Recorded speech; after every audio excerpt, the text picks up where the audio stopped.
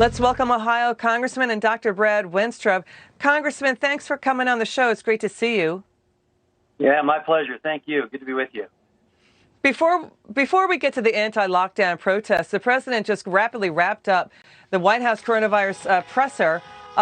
He could see that he was visibly angry with reporters. Yesterday, he had misspoken about saying we should, the doctors and the medical community should look at the use of disinfectants and, ingesting disinfectants and also UV light. He's saying he was being sarcastic, that it was taken out of context. Your reaction to that controversy? Well, I think, at the end of the day, that the medical community is going to decide what's working and what's not working, and it has to go through the FDA.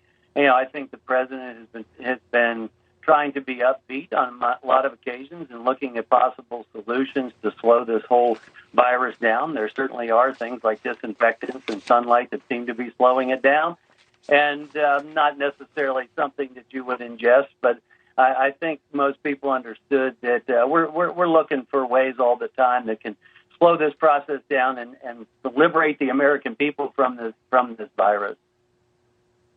Congressman, let's talk about the protests that were happening outside the Michigan governor's home. The Michigan legislature, the state legislature, did schedule a special session today for creating an oversight committee to review Governor Whitmer's coronavirus orders. Basically, state residents are in an uproar. They're draconian, talking also about possibly stripping her of some of her powers there. Your reaction to that? Well, through my military and congressional experience, I've been around the world.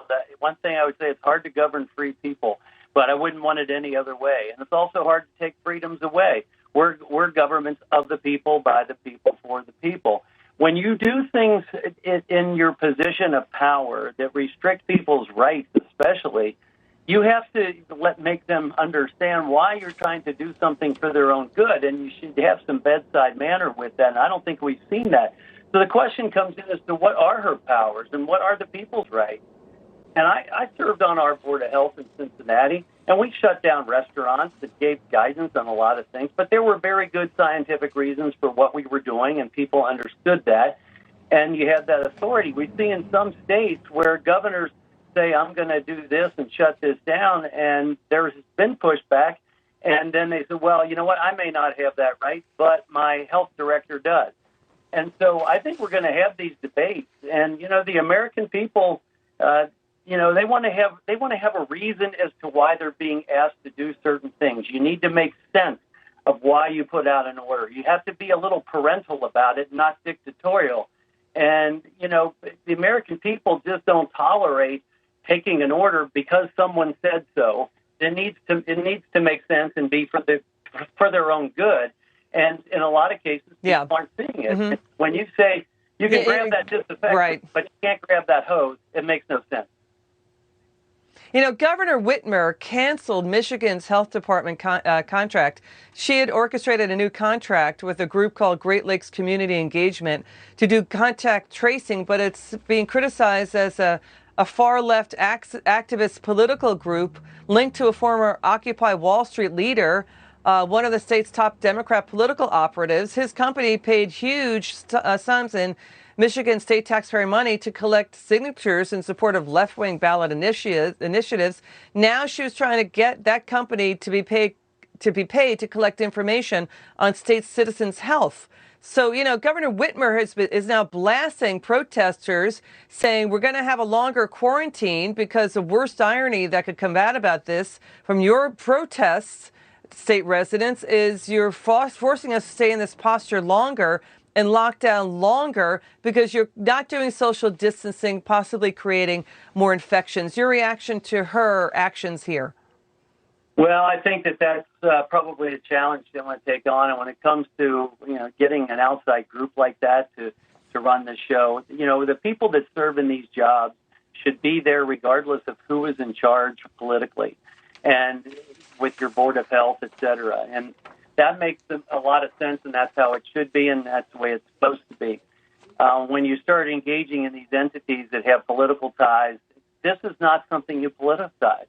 This is about all Americans. This is about all of your citizens and taking care of them. Now, in Michigan, challenging the people, I just don't think that's a good idea. It's like, well, you'll stay longer after school if you don't like what I'm doing. I think there needs to be a conversation, and real leaders will sit down with the people involved and have a conversation and talk about why. Yeah, because you know what's happening. Businesses are shut down. A lot of them may fail, and now they're seeing things like the use of drones. They're being called pandemic drones that can monitor people's temperature, whether they're coughing, whether they're sneezing. You're seeing that happening in Westport, Connecticut, also in California. They're seeing, you're seeing places like judges in Houston saying we're going to throw you in jail or fine you if you don't wear a face mask. You're seeing in Encinitas in California, basically the city there, the town there is saying, hey, county, stop shutting down our beaches and parks. You see these fights breaking out across the country. Your final word on that.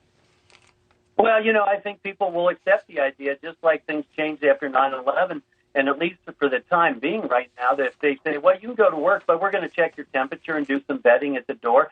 And if we can get a blood test on you, that's great. I think the American people would accept that because it makes sense to them. But at the same time, what's not being recognized is how much damage is being done to people and their families and their economic situation, and it leads to a lot of other unintended consequences that are not being addressed enough. And it doesn't help when you have the Speaker of the House talking about all the ice creams that she has. When I drive around and I see people living in very small homes with a lot of kids and they're struggling, and we've got to do a better job from some of our national leaders, that's for sure.